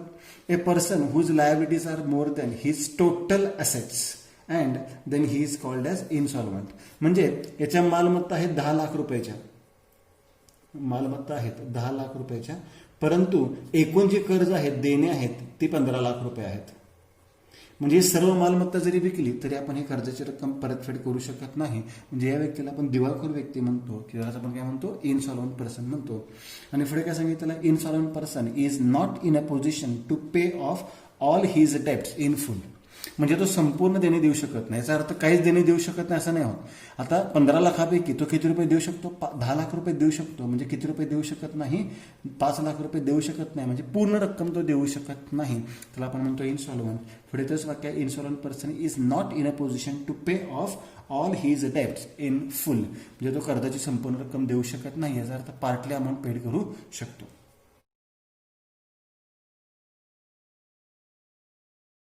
आता याच्यानंतर ॲसेट, मगाशी सांगितल्याप्रमाणे माल आणि मालमत्ता याच्यातला फरक मी तुम्हाला सांगितलेला आहे. ॲसेट म्हणजे व्यवसायाच्या मालमत्ता, म्हणजे दीर्घ कालावधीसाठी आपण जर एखादी मालमत्ता वापरण्यासाठी घेत असेल तर त्याला आपण ॲसेट असं म्हणतो. Any physical thing or right own that has a monetary value is called as an asset. आता इथे राईट शब्द वापरला, राईट म्हणजे हक्क अधिकार, बरोबर. आता तुम्हाला बऱ्याच वेळा माहीत असेल, बरेचसे गाणे असतात, सॉंग्स असतात, बरोबर, मूवीज असतात किंवा बुक्स असतात, ह्याचे राईट्स म्हणजे हक्क राखीव ठेवलेले असतात, म्हणजे गाणे कोणी चोरून घेऊ शकत नाही, मूवीज, पायरेटेड मूवीज अलाउड नाही आहेत, किंवा जे पुस्तकांचे कॉपीराईट्स असतात, म्हणजे एक पुस्तक छापलं असेल तर त्याची झेरॉक्स मारणं अलाउड नाही आहे, किंवा तसंच पुस्तक बघून दुसरं पुस्तक छापणे अलाउड नाही आहे. यांचे हक्क त्यांचे जे ऑथर असतात, बरोबर, किंवा ओनर असतात, त्यांच्याकडे राखीव ठेवलेले असतात, आणि ह्याचे जर आपल्याला राईट्स हवे असतील तर त्यांना आपल्याला रोख रक्कम द्यावी लागते, बरोबर. म्हणजे त्या ओनरसाठी हे सर्व राईट्स म्हणजे त्यांचे काय आहेत, ॲसेट्स आहेत, मालमत्ता आहेत. एनी फिजिकल थिंग म्हणजे बिल्डिंग असेल, मशिनरी असेल, प्लांट असेल, or right own that has a monetary value is called as an asset, बरोबर. Property of any kind own by the businessman is called as an asset. Simple definition दिले, कोणत्याही प्रकारची property असू देत, संपत्ती असू देत, ती संपत्ती म्हणजे त्या व्यवसायाची काय असते, मालमत्ता असते. मग आता मालमत्ता कोणकोणत्या प्रकारच्या असतात, एक दीर्घ कालावधीसाठी म्हणजे लॉंग टर्म आपण खरेदी करतो त्याला आपण फिक्स्ड ॲसेट म्हणतो, एक अल्प कालावधीसाठी त्याला आपण करंट ॲसेट म्हणतो, आणि काही असतात ते आपण व्यवसायात दाखवू शकत नाही त्याला आपण फिक्टिशियस म्हणतो, फिक्टिशियस ॲसेट. आता फिक्स्ड ॲसेट म्हणजे काय, the assets which give long term benefit to the business, म्हणजे ज्या दीर्घ कालावधीसाठी आपल्याला बेनिफिट देतात, फायदे देतात. उदाहरणार्थ बिल्डिंग, बिल्डिंग खूप वर्षासाठी आपण वापरतो. बिल्डिंगमध्ये ऑफिस असेल, आपलं ऑफिस असेल, फॅक्टरी असेल, हे बिल्डिंग आपल्याला त्याचा फायदा आपल्याला लाईफ टाईम राहतो. जोपर्यंत बिल्डिंग आहे 30 वर्ष, 40 वर्ष, 50 वर्ष, जोपर्यंत आपली बिल्डिंग व्यवस्थित आहे त्याचा लॉंग टर्म आपल्याला बेनिफिट मिळत जातो. मशिनरी असेल तर मशिनरीची 2 वर्ष, 5 वर्ष, 10 वर्ष जी काय लाईफ असेल तेवढं आपल्याला बेनिफिट मिळत जातो. म्हणजे लॉंग टर्म जे असेट्स आहेत त्याला आपण काय म्हणतो, फिक्स्ड ॲसेट म्हणतो. बघा, ज्या लॉंग टर्म दीर्घ कालावधीसाठी आपल्याकडे मालमत्ता असतात त्याला फिक्स्ड ॲसेट म्हणतात. आणि आणखी एक पॉईंट तुमच्यासाठी लक्षात ठेवायचा आहे की डेप्रिसिएशन म्हणजे घसारा किंवा झीज ही फक्त आणि फक्त फिक्स्ड ॲसेटचीच होते. म्हणजे depreciation is calculated on fixed asset only. हा एक पॉईंट लक्षात ठेवा. डेप्रिसिएशन नेहमी फिक्स्ड ॲसेटवर करतात. समजा बिल्डिंग 10 लाख रुपयाची बिल्डिंग असेल तर एका वर्षी झीज झाली 10%, तर 1 लाख रुपये म्हणजे राहिले 9 लाख रुपये. मशिनरी असेल तर मशिनरीची किंमत असेल त्याची प्रत्येक वर्षी झीज होते. मोटर कारची झीज होते. इव्हन मोबाईल घेतला तर मोबाईलची पण झीज होते. म्हणजे वस्तूची किंमत काय होते, कमी होते. आणि डेप्रिसिएशन नेहमी कशावर कॅल्क्युलेट करतो आपण, फिक्स्ड ॲसेटवर कॅल्क्युलेट करतो, कारण की लॉंग टर्म असतात. आता याच्या उलट करंट ॲसेट कोणकोणते आहेत? करंट ॲसेट कशाला म्हणतो आपण, assets which are held in the business, म्हणजे जे व्यवसायामध्ये असतात फॉर द ऑपरेटिंग इयर म्हणजे normally 1 year, and can be converted into cash very easily, आणि ते आपण लगेच त्याचं कॅशमध्ये रूपांतर करू शकतो. आता समजा आपल्या व्यवसायात मशिनरी आहे, आपण लगेच मशिनरी विकतो का? नाही. बिल्डिंग लगेच विकतो का? नाही. तर काही ॲसेट असे असतात की आपण कॅशमध्ये लगेच कन्व्हर्शन करू शकतो. उदाहरणार्थ सगळ्यात सोपी ॲसेट समजा स्टॉक घेऊयात. स्टॉक म्हणजे काय, माल. ही सुद्धा मालमत्ताच आहे आपली, बरोबर. आपल्या व्यवसायात किती समजा 10 लाख रुपयाचा माल असेल शिल्लक, तर ती आपली मालमत्ता झाली. आता स्टॉक आपण लगेच विक्री करू शकतो. त्याच्यानंतर असेल डेटर्स, बरोबर. डेटर्स म्हणजे कोण, कर्जदार. त्यांना आपण उधारीने माल विकलेला असतो, त्यांना आपण 1-2 महिन्याचा कालावधी देतो. अगदी 1 वर्ष 2 वर्षाचा कालावधी देत नाही. मग 1-2 महिन्यामध्ये किंवा 10-15 दिवसामध्ये आपण त्यांच्याकडून कॅश कन्वर्ट करून घेऊ शकतो. किंवा अगदी सगळ्यात लिक्विड ॲसेट म्हणली तर कॅश म्हणजे रोख रक्कम. आपल्याकडे कॅशच आहे, बरोबर. किंवा कॅश ॲट बँक असेल, बँकेतून आपण लगेच जाऊन कॅश काढू शकतो. याला आपण काय म्हणतो, करंट ॲसेट म्हणतो. किंवा ज्या ॲसेट काही कालावधीमध्ये म्हणजे 1 वर्षाच्या आत आपण कॅशमध्ये कन्वर्ट करू शकतो, म्हणजे ज्या अल्प मुदतीसाठी असतात त्याला आपण काय म्हणतो, करंट ॲसेट म्हणतो. याच्यावर डेप्रिसिएशन आकारलं जात नाही. बघा, आपल्या व्यवसायात माल आहे 10 लाख रुपयाचा, त्याचं डेप्रिसिएशन आकारतो का आपण? नाही. कर्जदाराकडून 1 लाख रुपये नाही आणि त्याचं डेप्रिसिएशन 90,000 घेतो का आपण? नाही. कॅशवर कधी डेप्रिसिएशन ऐकलंय की 1 लाख रुपये ड्रॉवरमध्ये ठेवले होते, एका वर्षाने झीज होऊन 90,000 रुपये झाले? नाही. म्हणजे करंट ॲसेटवर डेप्रिसिएशन आकारलं जात नाही. डेप्रिसिएशन नेहमी कशावर आकारतो आपण, फिक्स्ड ॲसेटवर आकारतो. मग फिक्स्ड ॲसेटमध्ये मशिनरी येईल, बिल्डिंग येईल, प्रिमायसेस येईल, लँड येईल, फर्निचर येईल, बरोबर. आणि करंट ॲसेटमध्ये स्टॉक येईल, डेटर्स येईल, कॅश येईल, बिल्स रिसिवेबल सुद्धा येईल, म्हणजे हुंडीचे पैसे येणे आहेत. आता फिक्टिशियस ॲसेट म्हणजे काय, तर these assets are not presented by tangible possession, म्हणजे डोळ्याला दिसणार तर नाहीत आपल्याला, त्या पोझिशनमध्ये पण नसणार आहेत, ऑर प्रॉपर्टी किंवा ते प्रॉपर्टीच्या स्वरूपात पण नसणार आहेत. दे आर इमॅजिनरी ॲसेट्स, म्हणजे आपण त्या ॲसेट्स मानायचे, इमॅजिन करायचे आहे. But do not have any realisable value, पण ते आपल्याला विक्री करता येऊ शकत नाही. आता असे ॲसेट्स कोणकोणते असतात, नॉर्मल एक उदाहरण देतो. समजा आपण एखाद्या व्यवसायाची सुरुवात केली, 2020 मध्ये आपण एक व्यवसाय सुरू केला. लक्षात घ्यायचं, जेव्हा आपण व्यवसाय सुरू करतो तेव्हा व्यवसाय सर्वांपर्यंत पोहोचावा म्हणून आपण काय करतो, ॲडव्हर्टाईज करतो. आणि ॲडव्हर्टाईज खूप मोठ्या प्रमाणात करतो. म्हणजे अगदी असं गरज धरूया की पहिल्याच वर्षी आपण ॲडव्हर्टाईजला 10 लाख रुपये खर्च केलाय. आता मला सांगा, या ॲडव्हर्टाईजचा फायदा एकाच महिन्यासाठी 2 महिन्यासाठी होतो का? नाही.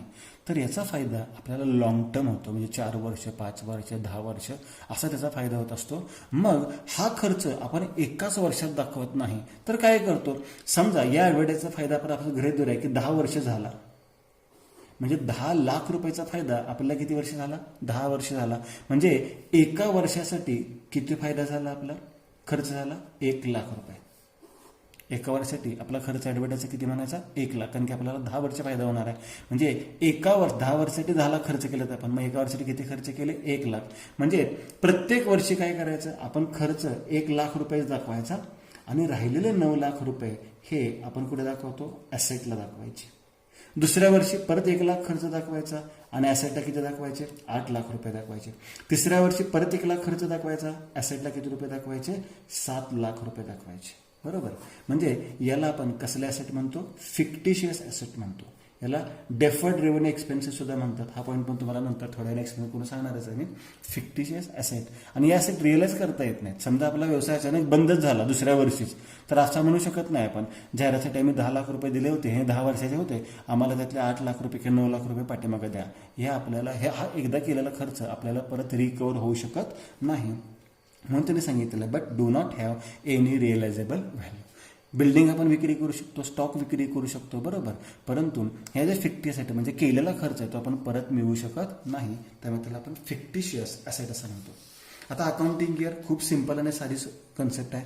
आपल्याला माहित आहे की पूर्वी अकाउंटिंग इयर फिक्स नव्हतं. काही जण कॅलेंडर इयर फॉलो करायचे, म्हणजे 1 जानेवारी ते 1 ते डिसेंबर, काही मराठी महिन्याप्रमाणे करायचे, काही दिवाळी ते दसऱ्यापर्यंत असे वर्ष करायचे. आणि त्याच्यानंतर मग इन्कम टॅक्स रूलप्रमाणे आपल्याला जो आपला प्रॉपर्टी आहे, बिझनेस आहे, त्या बिझनेसमध्ये वेगवेगळ्या प्रकारचे टॅक्स भरावे लागतात, बरोबर. आणि या टॅक्ससाठी आपलं आर्थिक वर्ष फिक्स करण्यात आलेलं आहे. आणि हे आर्थिक वर्ष कधी सुरू होतं? 1 एप्रिलला सुरू होतं आणि संपतं केव्हा? पुढच्या वर्षीच्या 31 मार्चला संपतं. म्हणजे 1 एप्रिल 2011ला सुरू झालं तर 31 मार्च 2012ला संपतं. आणि हेच आर्थिक वर्ष आता सर्व व्यवहारासाठी कायमस्वरूपी यूज केलं जातं, वापरलं जातं.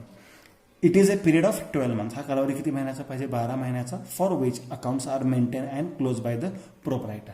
म्हणजे याच एका वर्षासाठी आपण अकाउंट्स मेंटेन करतो. आपले अकाउंट्स असं नाही आहे की 2011मध्ये व्यवसाय सुरू केला आणि 2020मध्ये डायरेक्ट 10 वर्षाचे अकाउंटिंग केले, नाही.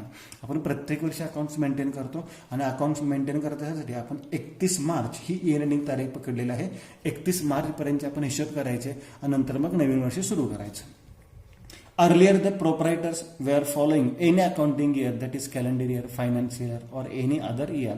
But now, as per income tax rule, the accounting year starts on 1st April and ends on 31st March of next year. म्हणजे 1 एप्रिलला सुरू झालं की पुढच्या वर्षीच्या 31 मार्चला संपतं.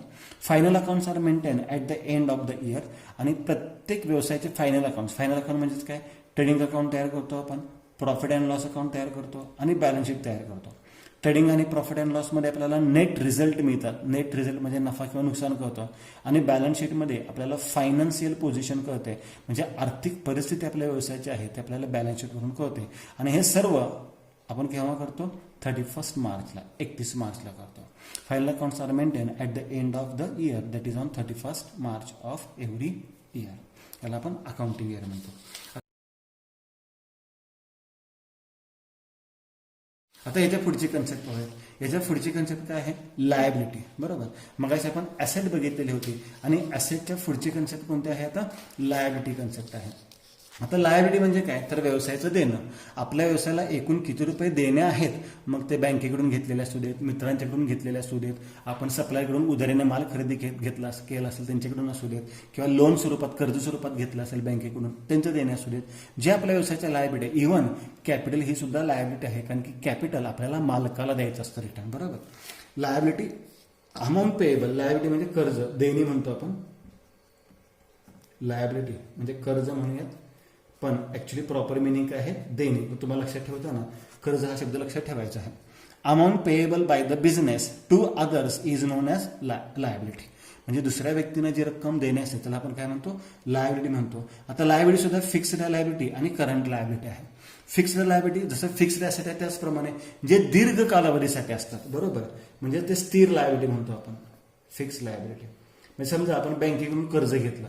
आता बँकेकडून जे कर्ज घेतो शक्यतो ते मोठ्या प्रमाणात घेतो आणि या कर्जाची परतफेड आपण 5 वर्ष 10 वर्षांनी करतो, म्हणून याला फिक्स लायबिलिटी म्हणायची. कारण की त्याच्यावर आपण व्याज पण देतो. किंवा सेक्युअर्ड लोन म्हणजे एखादी मालमत्ता तारण देऊन आपण कर्ज घेतलं असेल कोणत्या तर फायनान्शियल इन्स्टिट्यूट म्हणून किंवा बँकेकडून, तर त्याला सुद्धा आपण काय म्हणतो? Fix liability. कारण की तारण दिलं त्यावर ते कर्जाची रक्कम मोठी आहे आणि मोठ्या म्हणजे आपण हप्त्याहप्त्यानेच रक्कम त्याची परतफेड करणार. म्हणजे दीर्घ मुदतीसाठी कर्ज असेल तर त्याला फिक्स लायबिलिटी म्हणतो. आणि कमी अल्प कालावधीसाठी असेल म्हणजे जो कालावधी 1 वर्षापेक्षा कमी आहे, जसं करंट ॲसेट असतात तसं करंट लायबिलिटी आहे, ज्याचा कालावधी 1 वर्षापेक्षा कमी असतो किंवा 1 वर्षाच्या आत जे देणं आपण देऊन टाकतो त्याला आपण काय म्हणतो? Current liability. आता फिक्स्ड लायबिलिटी म्हणजे कोणकोणत्या? It is the main source of fund. ह्या फिक्स लायबिलिटी म्हणजे काय? आपण लोन काय घेतो? तर आपल्या व्यवसायासाठी घेतो. बरोबर. म्हणजे आपला व्यवसाय चालवण्यासाठी आपल्याला मोठ्या प्रमाणात कर्ज घ्यावं लागतं आणि हाच आपला फंडिंगचा एक मेन सोर्स असतो. म्हणजे आपल्या व्यवसायाला पैसे याच स्वरूपात मिळतात. Main source of fund in the business and it is a long term liabilities such as capital, secured loan, long term loan etcetera. बरोबर. कॅपिटल सुद्धा माहिती आहे, ही आपली लायबिलिटी आहे आणि कॅपिटल आपण सगळ्यात शेवटीच देतो, लगेच देत नाही. म्हणजे आज व्यवसाय सुरू केला, एका वर्षाने लगेच आपण भांडवल काढून घेतो का? नाही. आपला व्यवसाय जोपर्यंत चालू आहे तोपर्यंत आपलं भांडवल त्याच्याच राहतं. व्यवसाय बंद झाल्यानंतर आपल्याला कॅपिटल रिटर्न मिळतं. म्हणजे ही लॉंग टर्म लायबिलिटी आहे, म्हणजेच फिक्स लायबिलिटी आहे. Current liabilities, short term liabilities payable within a year. म्हणजे ज्या एका वर्षामध्ये ज्या लायबिलिटी आपण द्यायच्या असतात त्याला आपण शॉर्ट टर्म लायबिलिटीज किंवा करंट लायबिलिटीज म्हणतो. Are called as current liabilities. Current liabilities arise in the regular current operations of the business. म्हणजे आपल्या दैनंदिन व्यवसायामध्ये जे व्यवहार होतात त्याच्यापासून करंट लायबिलिटीज तयार होतात. म्हणजे उदाहरणार्थ माल खरेदी केला, आपली करंट लायबिलिटी तयार झाली. हुंडी आपण एखाद्याला वचन चिठ्ठी लिहून दिली, आपली करंट लायबिलिटी तयार झाली. बरोबर. किंवा पगार द्यायचा असेल कामगारांना आणि 1 महिन्याचा पगार आपण काही कारणाने दिला नाही तर आपली करंट लायबिलिटी तयार झाली. Current liabilities arise in the regular current operations of the business. These liabilities are not normally secured. आणि याला तारण काही नसतं. समजा उदाहरणाने माल खरेदी केला व्यापाऱ्याकडून आपण, सप्लायरकडून, तर त्याला आपण काही तारण देत नाही. बरोबर. These liabilities are not normally secured. For example, creditors, bills payable, outstanding expenses.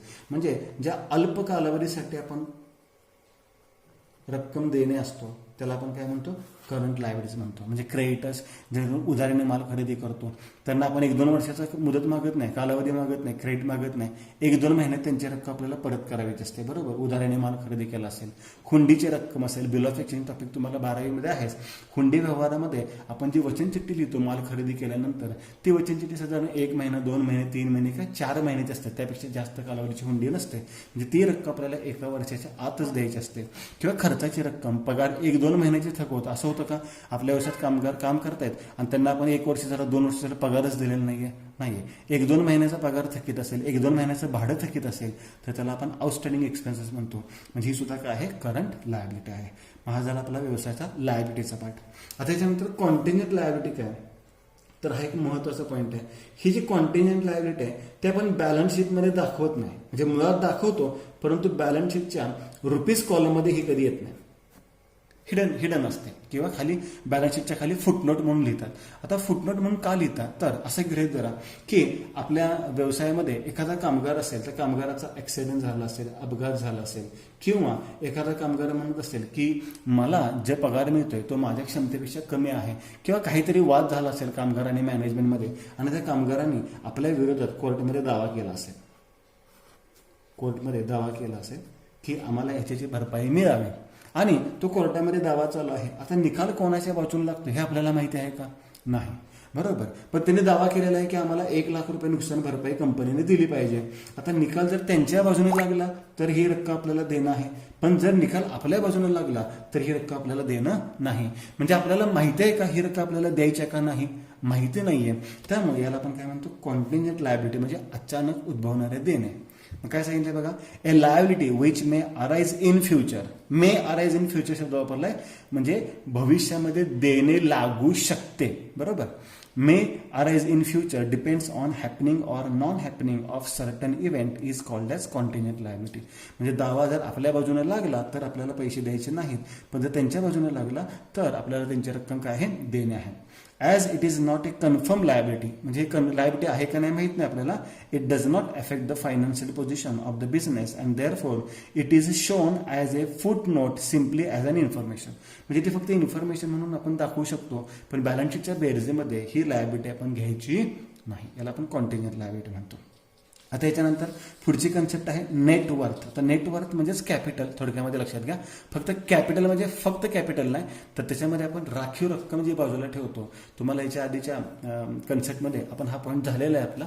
तर काही रक्कम आपण राखीव ठेवतो त्यासाठी ज्याला आपण रिझर्व्ह म्हणतो, ती रक्कम आपण नेट कॅपिटलमध्ये ऍड करतो, त्याला आपण काय म्हणतो? Net worth. The amount or funds provided by the proprietor in the business is called as capital or net worth or owner's equity. म्हणजे जी रक्कम आपण व्यवसायामध्ये गुंतवतो and amount invested in the business is known as capital. तसंच funds provided by the proprietor in the business is called as capital or net worth or owner's equity. तिन्हीचा अर्थ एकच आहे, भांडवल. पण हे भांडवल कसं घेतोय आपण? नेटवर्थ म्हणजे काय, तर आपण व्यवसायात जी रक्कम गुंतवतो त्याला आपण काय म्हणतो, आपण कॅपिटल. आणि आपण एक पॉईंट पाहिलेला होता कन्सेप्टमध्ये की आपण भविष्यातील जे नुकसान आहे त्याची तरतूद करतो, भविष्यातील प्रॉफिटची आपण तरतूद करत नाही. म्हणजे भविष्यामध्ये जर आपल्याला काही नुकसान होत असेल तर त्याची तरतूद आपल्याला पहिल्या वर्षापासून करावी लागते. म्हणजे पहिल्या वर्षी समजा 10 लाख रुपये फायदा झाला, दुसऱ्या वर्षी 12 लाख रुपये झाला, तिसऱ्या वर्षी 20 लाख रुपये झाला फायदा, तर यातून आपण काही रक्कम बाजूला ठेवतो, राखीव ठेवतो, त्याला आपण रिझर्व्ह म्हणतो. आणि ही रक्कम जर भविष्यात काही नुकसान झालं तर वापरता येते, नाही नुकसान झालं तर ते मालकाला मिळते. म्हणजेच कॅपिटलमध्ये हे रिझर्व्ह काय करायचे असतात, ऍड करायचे असतात, कारण की हा प्रॉफिटचा हिस्सा असतो. आणि कॅपिटल प्लस रिझर्व्ह म्हणजे व्यवसायाचे काय असतात, नेटवर्थ. बरोबर, net worth includes capital and reserve. म्हणजे कॅपिटल बरोबर ॲसेट मायनस लायबिलिटी आपल्याला माहितीच आहे, पण कॅपिटल म्हणजेच काय, नेटवर्थ. नेटवर्थ म्हणजेच काय, कॅपिटल आणि रिझर्व्हची बेरीज. बरोबर, काय येते, ॲसेट मायनस लायबिलिटी. ह्याच्यानुसार तुम्हाला वेगवेगळे इक्वेशन्स तयार होतात. जेव्हा आपण इक्वेशनचा पॉईंट पाहणार आहोत तेव्हा ह्या कन्सेप्ट क्लिअर होतीलच. आता कॅपिटलला आपण काय म्हणतोय लक्षात घ्या, नेटवर्थ. बरोबर, ॲसेटलाच आपण टोटल वर्थ सुद्धा म्हणतो, टोटल वर्थ मायनस काय म्हणू शकतो, लायबिलिटीज. म्हणजे असे वेगवेगळे इक्वेशन्स आपल्या तयार होणार आहेत, ते आपण पुढे इक्वेशन्समध्ये पाहणार आहोत.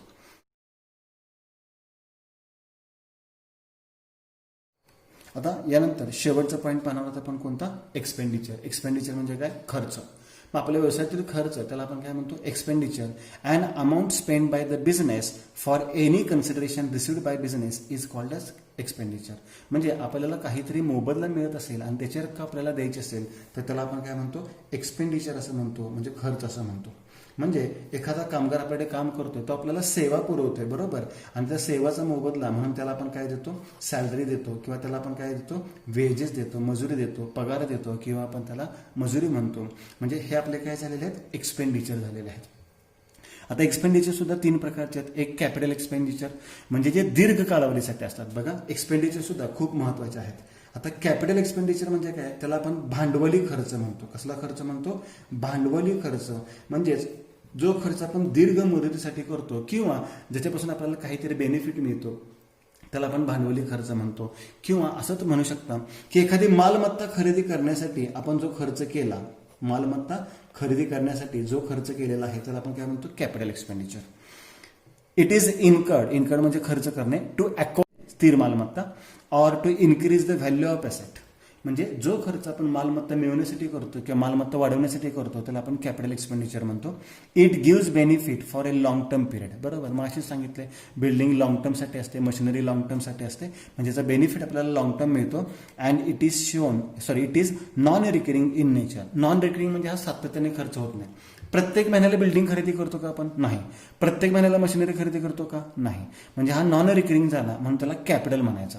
पण पगार असेल प्रत्येक महिन्याला देतो, मजुरी आपण अगदी दिवसा पण देतो, आठवड्याची पण देतो, मासिक पण देतो, बरोबर.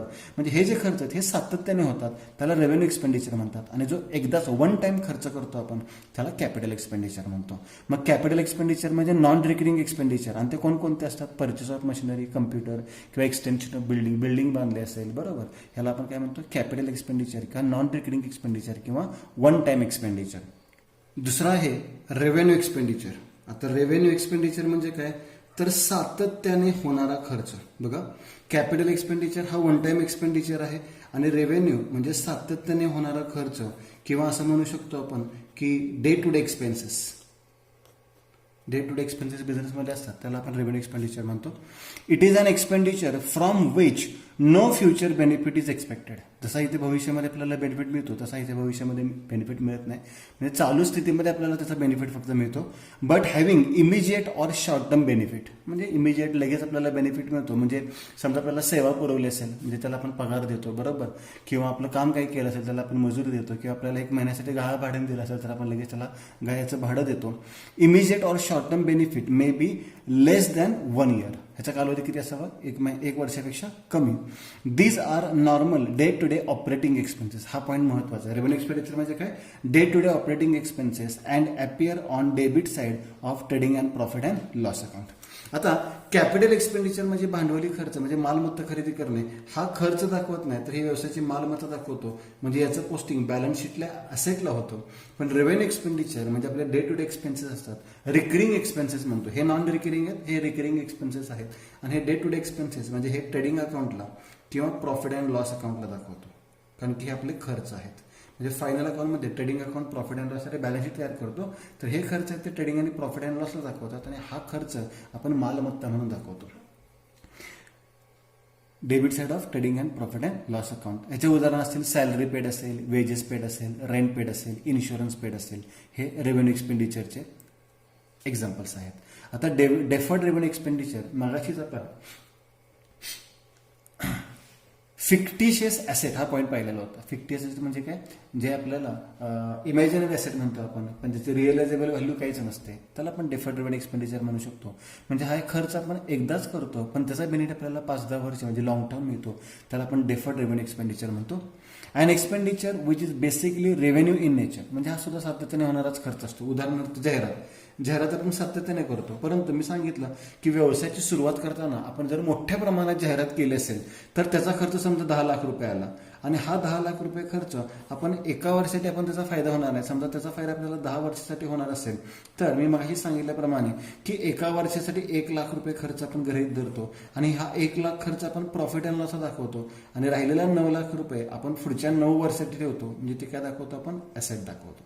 परत दुसऱ्या वर्षी प्रॉफिट अँड लॉस अकाउंटला 1 लाख रुपये खर्च देतो, राहिलेले 8 लाख रुपये बॅलन्स शीटला आपण काय म्हणून दाखवतो, ॲसेट म्हणून दाखवतो. परत 1 लाख, परत 7 लाख, असं 10 वर्षामध्ये तो खर्च आपण रिटर्न ऑफ करतो.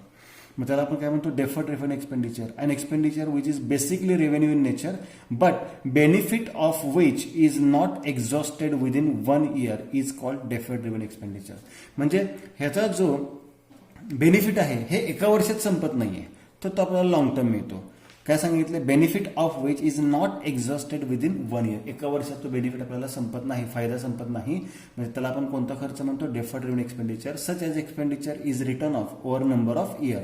म्हणजे हा जो 10 लाख रुपये ॲडव्हर्टाईजचा खर्च आहे तो आपण 10 वर्ष रिटर्न ऑफ करत जाणार आहे. Such return of amount is shown on debit side of profit and loss account and unreturn amount is shown on asset side of the balance sheet. म्हणजे हे 10 लाख रुपये 10 वर्षाचा खर्च आहेत, बरोबर. म्हणजे एका वर्षाचा 1 लाख खर्च आला, पहिल्या वर्षी 1 लाख खर्च दाखवा, राहिलेला अनरिटर्न ऑफ म्हणतो आपण, तो 9 लाख रुपये ॲसेटला दाखवायचा. परत दुसऱ्या वर्षी 1 लाख खर्च दाखवा, राहिलेले 8 लाख रुपये कुठे दाखवायचे, ॲसेटला दाखवायचे आहेत. याला आपण काय म्हणतो, डेफर्ड रेव्हेन्यू एक्सपेंडिचर. आता हे जे पॉईंट्स आहेत हे तुम्हाला नॉन ट्रेडिंग कन्सर्नमध्ये किंवा फायनल अकाउंट हा जो टॉपिक आहे त्याच्यामध्ये आपल्याला उपयोगी पडतील. तर या पद्धतीने आज आपण सर्व इम्पॉर्टंट टर्म्स आहेत ज्या अकाउंटिंगमधल्या त्या पाहिलेल्या आहेत. आणि याच्यानंतर मग आता आपण double entry system, double entry book keeping म्हणजे काय हे आपण नेक्स्ट लेक्चरमध्ये पाहणार आहोत. म्हणजे fundamentals of double entry system हे जे पुढचा टॉपिक आहे तो आपण नेक्स्ट लेक्चरमध्ये पाहणार आहोत. या आधीच्या चॅप्टरमध्ये आपण सर्वात पहिल्यांदा डेफिनेशन पाहिलं, डिफरन्स पाहिले, अकाउंटिंगच्या कन्सेप्ट्स पाहिलेले आहेत, आणि राहिलेला जो पार्ट आहे अकाउंटिंग टर्मिनॉलॉजीज तो आपण या लेक्चरमध्ये पाहिलेला आहे. थँक्यू.